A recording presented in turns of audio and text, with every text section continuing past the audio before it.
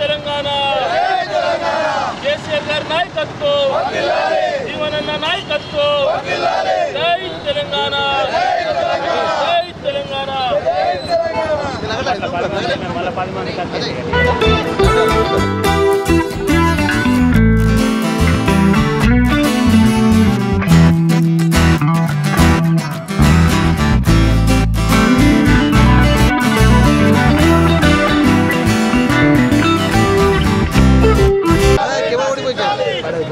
కేంద్ర ప్రభుత్వం నైతికది జై తెలంగాణ జై తెలంగాణ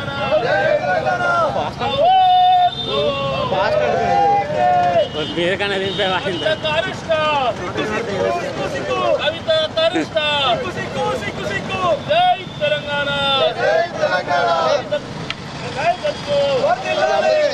నాయకత్వం జై తెలంగాణ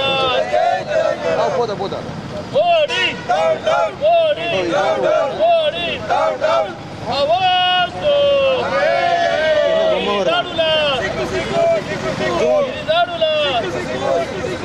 జై తెలంగాణ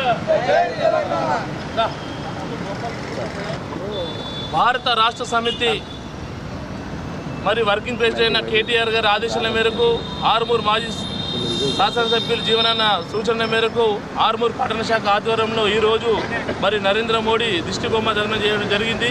మరి కవిత అక్క అరెస్ట్ను మేము తీవ్రంగా ఖండిస్తున్నాము. ఎప్పుడైతే మీకు ఎలక్షన్స్ వస్తున్నాయో మరి అప్పుడే మీకు ఈడి దాడులు అనేది గుర్తింపు వస్తున్నాయా అని మేము హెచ్చరిస్తున్నాము, మరి ప్రశ్నిస్తున్నాము. మరి ఏదైతే కేంద్ర ప్రభుత్వ వైఖరి ఉన్నదో దాన్ని మేము పూర్తిగా ఖండిస్తున్నాము. మీకు ఏదైతే ఎన్నికలు వస్తున్నాయో మరి భారత రాష్ట్ర సమితిని ఎట్లా దెబ్బ కొట్టాలంటే మరి కవితకు అరెస్టును కావాలని చెప్పి కుట్రపూరితంగా చేయడం జరిగింది. దీన్ని మేము తీవ్రంగా వివరిస్తున్నాము. తక్షణమే ఆమెను విడుదల చేయకపోతే ఇంకా రానున్న రోజుల్లో ఇంకా రేపటి నుంచి కూడా ఉధృతం చేసుకుంటూ మరి ప్రతి జిల్లా క్వార్టర్లో కానీ మండల హెడ్ క్వార్టర్లో కూడా ఉద్యమ నిరసన చెప్తామని చెప్పి చెప్తున్నాము. జై తెలంగాణ, జై కేసీఆర్, జై జీవనన్న.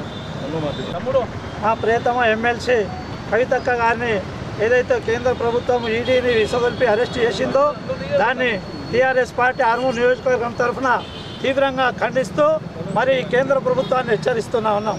ఒకవైపు సుప్రీంకోర్టులో కోర్టు పెండింగ్లో ఉన్నప్పుడు మరి ఆమెని అక్రమంగా ఒక పద్ధతి ప్రకారము ఆమెకు నోటీస్ ఇచ్చి మరి సోదాల పేరిట ఇంటికి వచ్చి మరి సాయంత్రం 5:30కు ఆమెను అరెస్ట్ చేసిందంటే ఇది కక్షపూరిత చర్య అని మేము భావించక తప్పదు.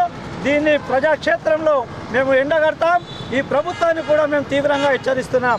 ఎందుకంటే ఈరోజు మరి నిజామాబాద్ జిల్లాలో ధర్మపురి అరవింద్ గారిని తరిమి కొట్టి మరి ఓడిస్తానని ఆ రోజు కవితక్క గారు చెప్పడం వల్ల మరి ధర్మపురి అరవింద్ గారు కేంద్ర ప్రభుత్వం మీద ఒత్తిడి తీసుకొచ్చి మరి ఈరోజు కవితక్కని ఒక ఉద్దేశపూర్వకంగా కక్షపూరిత చర్యలో భాగంగా అరెస్టు చేయడాన్ని మరి దీన్ని బీఆర్ఎస్ పార్టీ తీవ్రంగా వ్యతిరేకిస్తూ ఉన్నది. ఒకవైపు న్యాయస్థానాన్ని గౌరవించబడినటువంటి మోడీ దాన్ని వ్యతిరేకంగా ప్రవర్తిస్తూ ఉన్నాడు. కాబట్టి ఏదైతే అక్రమంగా అరెస్టులు కవితక్క అక్రమ అరెస్ట్ చేసిందో దానికి మరి తీవ్రమైన పరిణామాలు ఎదుర్కోవాల్సి వస్తుంది.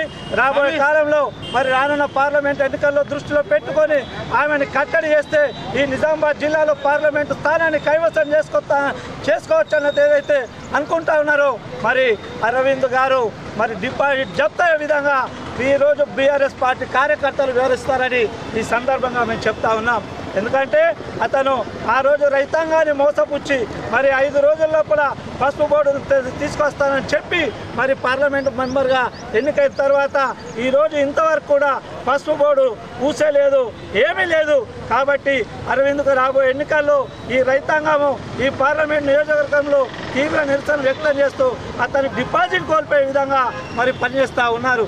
దీని అన్నింటినీ దృష్టిలో పెట్టుకొని మరి వెంటనే కవితను ఏదైతే అక్రమంగా అరెస్ట్ చేసిందో ఈ ప్రభుత్వం వెంటనే ఆమెను క్షమాపణ చెప్పి విడుదల చేయాలని, లేకుంటే రాబోయే కాలంలో మరి బీఆర్ఎస్ పార్టీ చేసే కార్యక్రమాల్లో మరి మీరు తీవ్రంగా ఎదుర్కోవాల్సి వస్తుందని ఈ సందర్భంగా హెచ్చరిస్తూ మరి వెంటనే కవితమ్మని విడుదల చేయాలని డిమాండ్ చేస్తూ ఉన్నాం.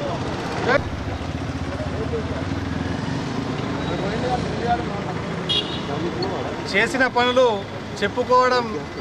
చెప్పుకొని గెలవడం చేతగాక ఏ రకంగా అయితే ప్రభుత్వ సంస్థల్ని దుర్వినియోగం చేస్తూ రాబోయే ఎన్నికలల్లో గెలవాలని చెప్పి నిన్నటి రోజున మా భారత రాష్ట్ర సమితి జాగృతి అధ్యక్షురాలు కవిత గారిని ఏ రకంగా అయితే అరెస్ట్ చేసిందో నిజంగా కూడా అది శోచనీయం.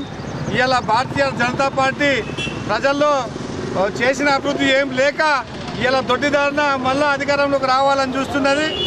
ఇవాళ అరెస్టులు చేయాలంటే ఎన్నో అక్రమాలు జరిగినాయి ఉన్నాయి. మనం గతంలో చూసుకున్నట్టయితే మన ప్రస్తుత ముఖ్యమంత్రి రేవంత్ రెడ్డి గారు 50 లక్షల రూపాయలతోటి ఎమ్మెల్యేని కొనుగోలు చేసే క్రమంలో రెడ్ హ్యాండ్ దొరికితే ఇప్పటికి కూడా ఆయనకు మీద చర్యలు ఉంటాయి. అదేవిధంగా తాండూరులో భారత రాష్ట్ర సమితి ఎమ్మెల్యేలని కొనుగోలు చేయడానికి వచ్చినటువంటి స్వామీజీల మీద కూడా ఎటువంటి చర్యలు ఉన్నాయి.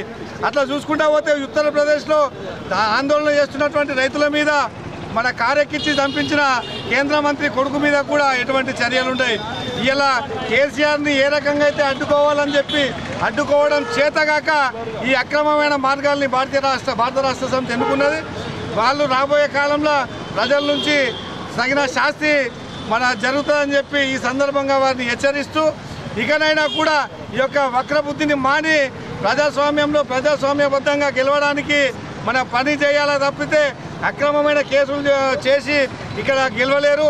ఇవాళ మన స్థానిక పార్లమెంట్ సభ్యుడు కూడా ఇలా మన భారత రాష్ట్ర సమితి అభ్యర్థిని ప్రకటించిన తర్వాత నిద్రాహారాలు లేక ఏ రకంగానైతే గెలవాలని చెప్పి ఆయన యొక్క ఒత్తిడితోనే ఈ అరెస్టు జరిగిందని చెప్పి మేము ఆర్మూర్ మండల భారత రాష్ట్ర సమితి తరఫున భావిస్తున్నాం.